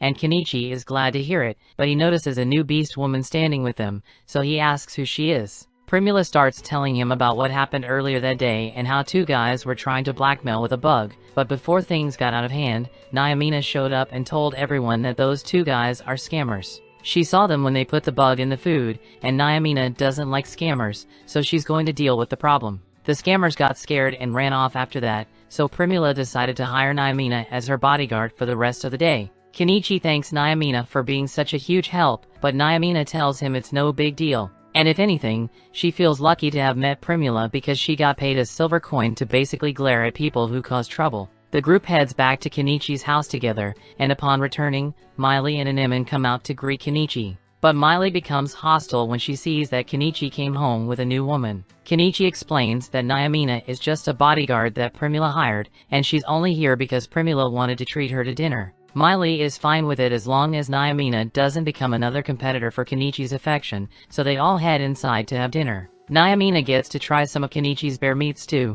and she's amazed that bear meat tastes so good. The only thing that would make this better is if she had some wine to go with the meal. And as luck would have it, Kenichi does have some wine, so he pours Naomina a glass and she practically melts in satisfaction. Kenichi asks her if she would like to take a bath once she's done eating, and Naomina perks up in excitement after hearing that she can have a hot bath. And since the baths are going to be used, Anemone offers to heat them up. They head outside and Anemone proceeds to cast her fireball spell to set the bath drum on fire and heat it up instantly. She then does it again for the second drum, and everyone is impressed with how good she is at using magic now. They all then take their baths and dry off in front of Kenichi's blow dryer, and once they are done they get dressed for bed. Naomina has been loving to hear so much that she is considering moving in permanently, but Miley is strictly against the idea because there are already too many women here as it is. They then notice Kenichi in the middle of a lesson with an Emin, so they ask him what he's up to, and Kenichi explains that he is teaching an Emin some basic writing and math to help broaden her horizons. It's pretty difficult to make a living for yourself in this world if you don't have an education, so Kenichi wants an Emin to learn as much as possible while she still can. He asks her if she would be willing to go with Primula and the others next time they head into town with the food cart, so she can learn about the business, but she says she would rather learn more magic so she can stay with Kenichi. The next day, Primula and the others head back into town to continue the food cart business, and it's just as popular as it was yesterday, but with Nyamina as their bodyguard, they don't have to worry about any chronically unemployed troublemakers causing a scene. As for Kenichi, he just finished creating a scaffolding with the help of Miley and an Emin, and he plans to start excavating the gemstones as soon as he can, but it's getting pretty late, so he will have to come back tomorrow. As he is packing everything up, Primula approaches Kenichi and asks him how he always has such useful stuff inside his item box, but Kenichi tells her it's a secret. There are some things he can't tell her, no matter how much she asks, and he's aware that that makes him sound suspicious, but she's just going to have to put up with it. He then kisses her, but Nyamina tells Kenichi to stop with all the romance causes, reminding her of how single she is. The next day, the group returns to the plateau, and after Kenichi has cleared out a bit of the vegetation, they all begin searching around for all sorts of interesting plants. While the others forage through the bushes, Kenichi gets to work carving out the mountainside to get some of those gems. And when he finally pops one loose, he tosses it into his item box to have it appraised, and it turns out that the gems are worth 200,000 yen each, and there are a lot of them, so Kenichi practically hit the jackpot. After a long day of lucrative gem mining, the group heads home and Kenichi starts working on dinner. He has something special in mind, so he has the girls help him grind some of the bear meat down, and then teaches them how to wrap the gyoza, but Miley and Nyamina can't help with this step because of all their fur. Once all the pieces have been folded, Kenichi puts them in a pan to cook, and eventually the gyoza is ready to be eaten. They are all in love with the flavor and texture of the gyoza, especially with this yellow sauce Kenichi prepared for it, so Kenichi tells them that the yellow sauce is mayonnaise. Nyamina has heard of mayo before because it's really popular in the Empire right now. Apparently a mage created it using magic, so Primula asks Kenichi if he used magic to create his mayonnaise, but Kenichi tells her he just made it with eggs. Primula is shocked to hear that something as amazing as mayo can be made without magic, so she asks Kenichi to show her how to make it, but he doesn't want to do that right now, so he tells her to wait a bit. In that case, Primula asks him if he will let her sell his gyoza recipe at her food stall tomorrow. Kenichi says he is fine with it, but making the gyoza is a lot of work, so he's not sure Primula will be able to handle it. However, Primula tells him that won't be a problem because she can just hire more workers. Kenichi is impressed by how proactive Primula is being, so he offers to show her one more of his recipes. He tells everyone to follow him outside because he has something special to show them. He quickly deuces the meat and some alcohol, causing a huge fireball to form, and once he's done grilling the steak, he gives Nyamina a bite. Nyamina goes silent after taking her first bite, so Kenichi asks her if there's something wrong with the steak, but on the contrary, she went silent because the steak is simply too perfect, but it has a strange smell on it. Kenichi explains that the scent is probably from the liquor he used to marinate the steak, but as soon as he mentions liquor, Nyamina pounces on him and starts asking for a drink. Kenichi eventually agrees to let her drink a little, but he warns her that this stuff is pretty strong, so she should pace herself, but Nyamina completely ignores him and downs the whole glass in one gulp. She immediately gets drunk and starts hugging Kenichi as thanks for the liquor, but Miley can see where this is going, so she pulls Nyamina by the hair to get her off Kenichi. Nyamina tries to assure Miley that she's not trying to steal Kenichi away from her. She just wants him to let her live in the shed, so she can share tasty meals with him and the others. Miley still doesn't trust her, but Kenichi doesn't see the harm in letting Nyamina live here, especially since she is Primula's bodyguard. Primula says she is fine with Nyamina living here as well since all she wants is food, so she definitely won't try to seduce Kenichi when no one is around. A little while later, when no one is around, Kenichi shows Nyamina the room he set up for her, so she asks him how much she has to pay his rent. Kenichi tells her she doesn't need to pay rent because as long as she keeps helping Primula out, then she doesn't have to worry about paying him rent. He then tries to leave, but Nyamina pulls him back and says she can pay him back in a different way. However, Miley could sense the seduction in here from a mile away, so she bursts through the door and enters the room to join in. A month passes and Kenichi continues his mining operation, making around 15 million yen from the stones so far, but that's almost nothing compared to Primula's stall because it's steadily expanded into a company called Corolla with tons of employees. It now has a daily income of over 200,000 yen, so we're looking at an annual income of over 100 million yen. Kenichi still finds it hard to believe that Primula was able to build all this from the ground up in a month, but her success is largely due to Kenichi's wonderful products. Kenichi is just glad he was able to spend the last few weeks doing his own thing because it has been really relaxing for him. He wishes he could continue living a quiet life just like this, but it looks like he's going to have a troublesome guest show up soon, because word of his achievements has reached the royal castle and the princess seems particularly interested in meeting him. The story continues. We see Primula get summoned up to the castle to meet with Lady Eupatorium. Eupatorium is rather impressed with how well Primula has done for herself after only being in the city for a few weeks. And while Primula is busy with her meeting, Kenichi decides to head back to the magic shop to see if there's anything useful he can buy. While there, he spots an explosion magic grimoire, and he recalls how the old man used it back when they fought Shuga, so he immediately offered to buy it. And as a little bonus for being such a good customer, the shop lady gave him a household spell book for free. After everyone gets home, Primula fills Kenichi in on the details of her meeting with Eupatorium, and basically she wants to buy a brooch from Kenichi because she saw another noblewoman with one, so now she needs to get one too. Kenichi doesn't mind since it's more business for him, so he pulls a brooch out of his storage, and by chance the engraving on the brooch happens to look a lot like Eupatorium. So Kenichi tells Primula to say it was custom made because that will get Eupatorium to pay a higher price. After dinner, Kenichi heads outside, but before he can start working on anything, Miley asks him if he wants to come to a dungeon with her. Kenichi had no idea that dungeons existed in this world, so he is really excited to go, and so is Anemone. Kenichi tries to convince Anemone to stay behind since dungeons aren't safe for a child like her, but Anemone insists, so Kenichi eventually agrees to have her tag along. They soon arrive at the base of a cliff, so Kenichi gets everyone some headlamps and they all head in. They don't run into any monsters, but they do find some shiny rocks in the wall, and Kenichi instantly hears the sound of money rolling into his bank account, so he pulls out his generator and drill to get to work. It's insanely loud in the cave, but who needs hearing when you're gonna be rich? Although he doesn't want Anemone to go deaf in her teens, so he asks Miley to take her a safe distance away to avoid the noise. Miley is about to do that, but all of a sudden she senses something nearby, so she warns Kenichi of the incoming threat. It turns out to be a medium-sized Australian spider, and personally I would have started running by now, but Kenichi pulls out his crossbow and prepares to fight. The spider seems to be stuck in the right crawl space, so Miley tells Kenichi they have to kill it before it escapes. Kenichi fires a shot at the spider with his crossbow, but the arrow pretty much bounces off the spider's exoskeleton. Miley then fires a shot of her own, but she aims for the spider's eyes, and this time it manages to do damage. It looks like the spider's eyes are its weak point, so Kenichi tells Anemone to use her fire magic to target its eyes. Unfortunately, Anemone is paralyzed in fear, so she's not going to be of much use against this thing. The spider manages to make it past the crawl space and starts firing webs to capture Anemone, but luckily Miley grabs her and dodges the spider webs. Things are getting really bad, so Kenichi throws some firecrackers at the spider and distracts it, and summons his bike so he and the others can escape. He then drives as fast as he can until they make it out of the cave,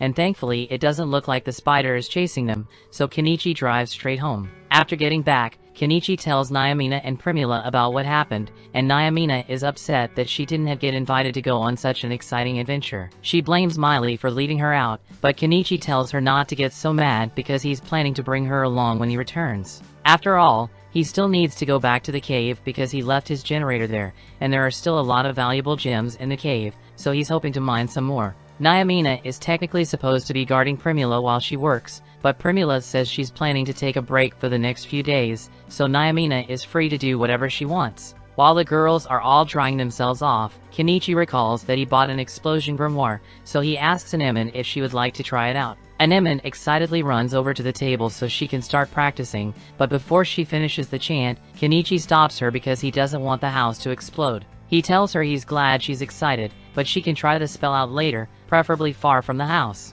Nyamina then offers to teach Anemone everything there is to know about being an adventurer, and the next day they begin practicing to take down the spider. Once all their stuff is ready, Kenichi asks Anemone if she's sure she wants to go back in, and she tells him she's perfectly fine, so they all head in together.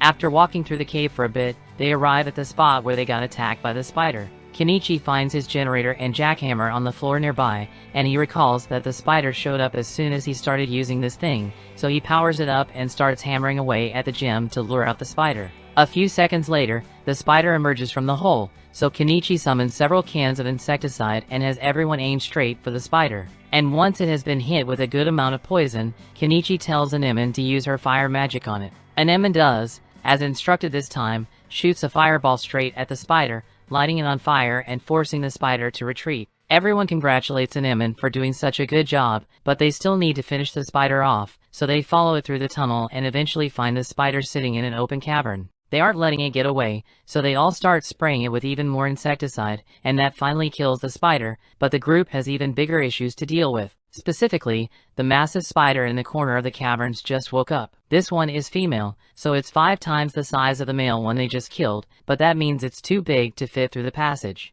As long as they can make it out, it'll probably die of starvation, but before they could escape, the spider blocks off the exit. If the spider attacks them as they are now, they are done for, so Vel steps up and runs across the spider's legs to claw out its eye. And now that it's blind, it can't attack them anymore, so Kenichi tells everyone to unload all their spray cans on it. He then asks Anemone to use her fire magic on the spider, so she does, but even though it sets the spider on fire, it doesn't actually do much damage. Kenichi assumes the spider must have some kind of resistance to magic, but even if that's the case, he has no idea why the spider isn't attacking them. Naomina explains that since they've already blinded the spider and Oza can't kill them, so it probably intends to block the exit with his body until everyone in here starves to death. Kenichi is pissed that the spider would try using such a dirty tactic, but since they aren't in any immediate danger, he takes a moment to go grab the other spider corpse from across the cave. While he was doing that, Naomina and Miley were busy spraying as much insecticide on the spider as possible.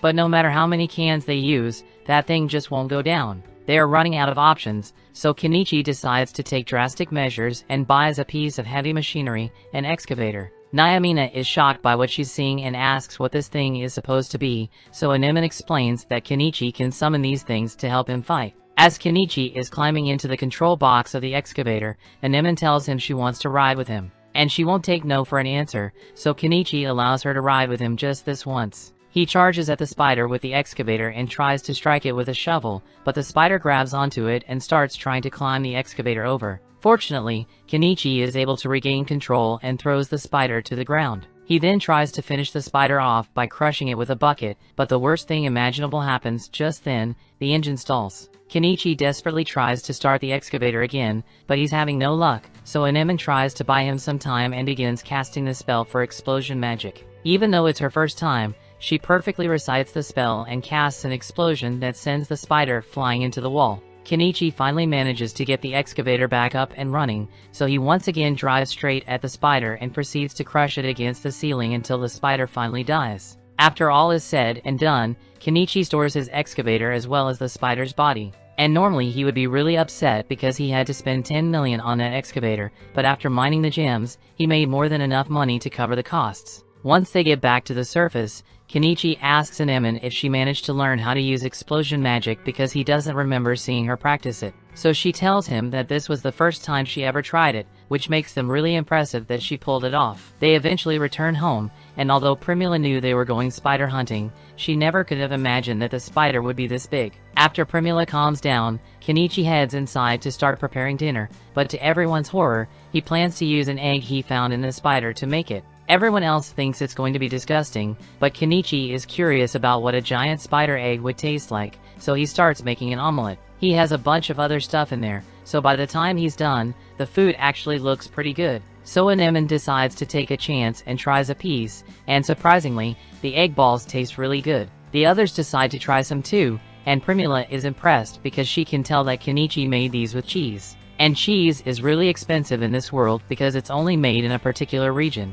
However, Kenichi tells her it's actually really easy to make cheese. As soon as he says this, Primula suddenly gets in his face and asks him to teach her how to make cheese. Kenichi normally doesn't like revealing recipes, but since Primula was so persistent, he decides to show her how to make it. All you need is some milk and apple vinegar, and a cheesecloth. And once you're done mixing, you'll have a nice serving of cottage cheese. Everyone tries a piece, and they are in awe that Kenichi knows how to make something so tasty. But all of a sudden, Primula asks Kenichi if it would be alright for her to share this recipe with Lady Eupatorium. Kenichi really doesn't like the idea of getting involved with nobility, so he asks Primula why she wants to share it with Eupatorium. Primula explains that for the past few days, Her food business has been getting harassed non-stop, and it's more than Nyamina could possibly handle. Primula's business is being targeted because they know she doesn't buy her spices from the Spice Syndicate, and Thogalum, one of the most corrupt merchants in the city, was behind it all. Primula can't deal with Thogalum on her own, which is why she wants to get on Eupatorium's good side, so she'll deal with it for her. Again, Kenichi doesn't like the idea of relying on nobles, so he tells Primula that he would be more than happy to squish Thogalum under his excavator. But Primula tells him he doesn't need to do that because she would like to avoid a physical confrontation as much as possible. Kenichi understands if he tells Primula she's free to use his recipe, but he doesn't want Eupatorium to start bothering him, so he asks Primula to keep his identity secret. The next day, Thogalum is in his office when all of a sudden one of his henchmen brings him a decree from Lady Eupatorium that says anyone caught causing trouble for Primula's business will be severely punished, and even Thogalum isn't foolish enough to go against a decree from a noble, but he's still confident that he will get his way eventually. Things go back to normal for Primula, and she's able to get on with her business without being harassed anymore. But a few days later, Eupatorium shows up at Kenichi's doorstep because she wants to meet with him. Primula didn't mention Kenichi to her at all, but she already knows all about Kenichi's achievements from Dahlia, which is why she's come here to beg Kenichi for a favor, and Kenichi can already tell that this is going to be troublesome. The story continues. We see Eupatorium was given a task of building a canal through the kingdom, but she's running late on construction, and if the project isn't completed soon, then her funding will be stripped and her land might even be taken away from her. The remaining section of the canal that needs to be built is 15 kilometers long, and she needs to get it down within a month, so she begs Kenichi to help her. She was willing to give him whatever reward he desires, even her body, but Kenichi tells her he's not into that. Eupatorium is disappointed that she got turned down, but she's still got one more thing to offer, so she tells Kenichi she can give him a special grimoire as his reward, high protection. Kenichi doesn't really know what high protection is, but Nyamina has heard of it before, so she tells him that high protection is an extremely powerful spell that allows a person to block any attack, and that piques Kenichi's interest since it could help protect an Emin. He agrees to help Eupatorium, but before any construction can begin, he needs funds. So he asks Eupatorium to give him any unused furniture she has so he can appraise it and get money from his system.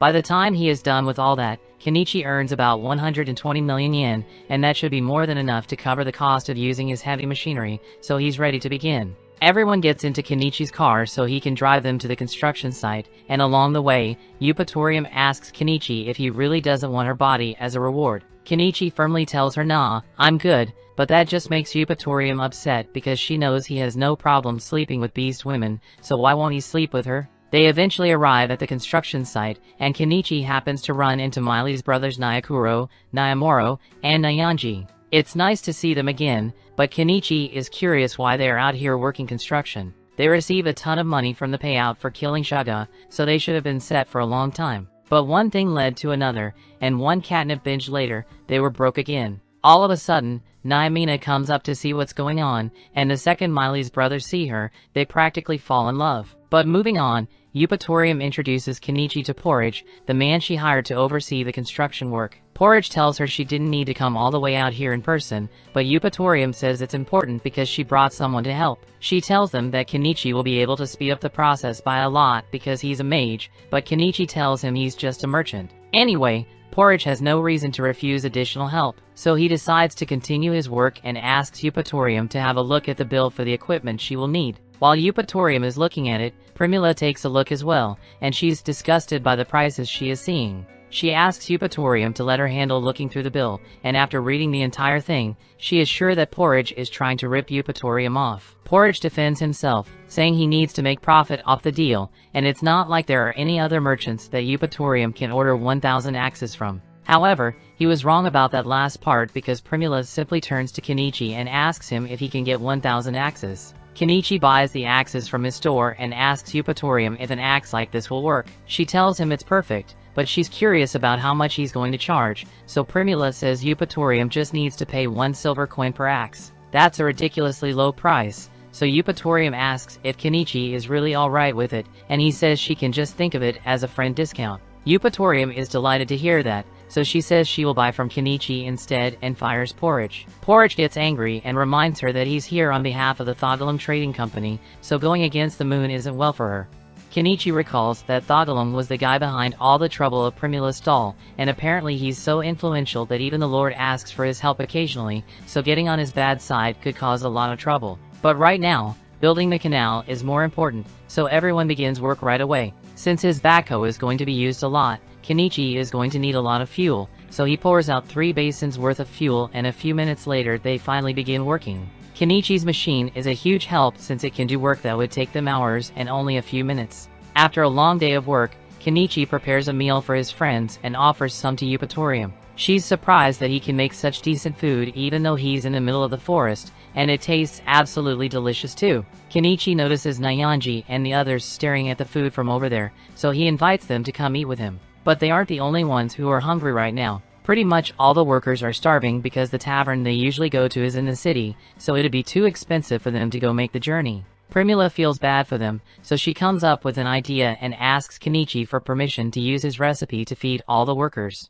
Of course, she's still going to charge them, but it will be a fair price so everyone can afford to eat. All the workers are overjoyed to have food to eat, so the work site practically turns into a party, and Eupatorium loves how lively everything is. Later that night, Kenichi sets up a bath and tells Eupatorium she can use it to clean herself up. Eupatorium is amazed that Kenichi can create a bath out here in the middle of the woods, but as Kenichi is about to leave, she grabs his arm and orders him to bathe with her. Kenichi is trying his best to resist Eupatorium because he's technically married to Primula, and he's got to take care of an Emin, so he can't just indulge whenever he feels like it. Eupatorium admires the fact that Kenichi cares so much about his family, because when it comes to her family, they barely even acknowledge her as a person. All of her parents were concerned about was who Eupatorium would end up marrying. Kenichi tells her that sounds sad, but it's got nothing to do with him, so he leaves the bathroom before Eupatorium tries to seduce him again. The next morning, Kenichi wakes up early, and the first thing he sees is Eupatorium working hard to distribute food to all the workers. For a second, he starts thinking that maybe it wouldn't be so bad to clap Eupatorium's cheeks at least once. As soon as he starts thinking that, all the girls close in on him because they can tell what Kenichi is thinking. But he tells them he wouldn't actually sleep with Eupatorium because she's a married woman and he's smart enough to avoid that drama. Eupatorium knows Kenichi doesn't want to fall for her, but she's got a whole month with him, so sooner or later she's going to make him give in. A few moments later, Porridge and one of his associates return to the work set to complain because none of the workers have been coming to the tavern they run to eat. Primula tells them that's because she started selling food to them at an affordable price, so none of the workers need to go to their tavern anymore. And she makes it clear that the reason they lost their customers isn't because Primula stole them, it's because they were setting their prices way too high. So if they ever hope to recover, they need to start being more honest in their business. After that, work continued as usual, and after the trees had been cut down, Kenichi drove past in his backhoe to put all the wood and debris in his storage. They were making good progress on the canal, and by noon Eupatorium's servants finally arrived, so there are a lot more people than before and water is starting to become a bit of an issue.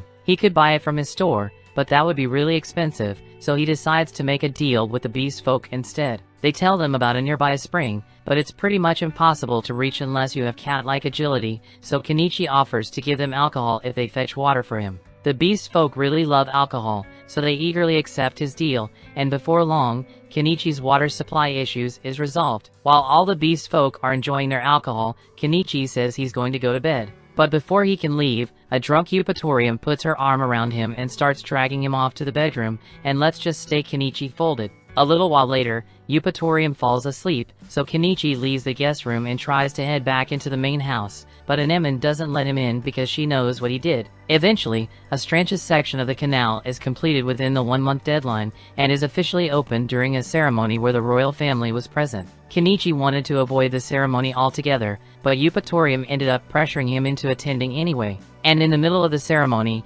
Eupatorium ends up calling on Kenichi to demonstrate the unique magic that made this project possible. Kenichi has no choice now, so he decides to just go with it and summons his backhoe to put on a little demonstration for everyone to see. The crowd is amazed as Kenichi balances a log on the end of the backhoe, and it's really impressive. But where did Kenichi learn to do that?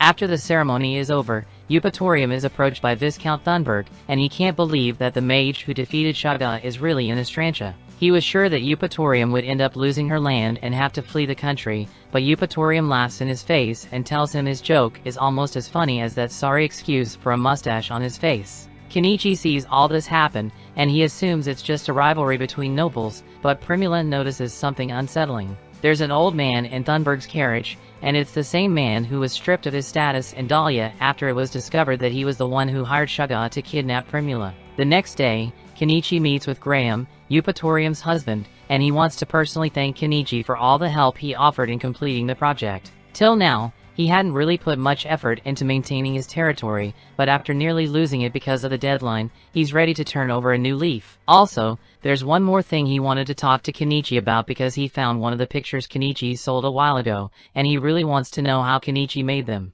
Kenichi proceeds to show Graham the entire printing process, and Graham is excitedly listening to every word. But little does he know, he's talking to the guy who slept with his wife. After Kenichi has taught him how to make the pictures, they get back to their discussion, and Graham says he would like to hire Primula to handle Estrantia's finances. And Primula is grateful for the opportunity, but it would be too much for her to handle on her own, so she asks Graham if she can ask her father for support. Graham knows Mallow from the Mallow Trading Company is a big deal over in Dahlia, so he would be more than happy to have such a good merchant working with him. But he's not sure if it would be a good idea, since establishing connections with one of the most influential merchants in Dahlia might provoke Thogalum to act. Kenichi has been hearing a lot about Thogalum recently, so he asks why Graham doesn't just kick Thogalum out of Estrantia, since he clearly doesn't like him. Graham is embarrassed to admit this, but with Estrantia's current budget, they can't afford a night order. So if it came down to a battle against Thogalum and his men, it's safe to say that they lose. However,